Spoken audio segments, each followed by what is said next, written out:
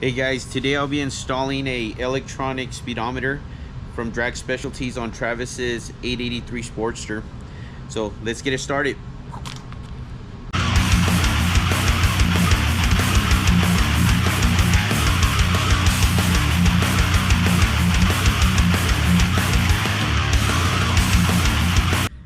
Hey guys, unfortunately on Travis's bike, I tried to calibrate the speedometer and it wouldn't work.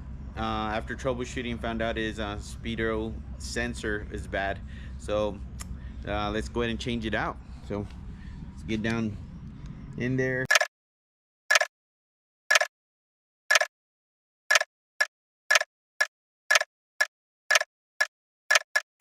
We have finished up Travis's 93 883. It's sporty, new front tires, back tire, got new shocks on it. Brought in some risers, got that installed for him and his new digital speedometer. So he's good to go.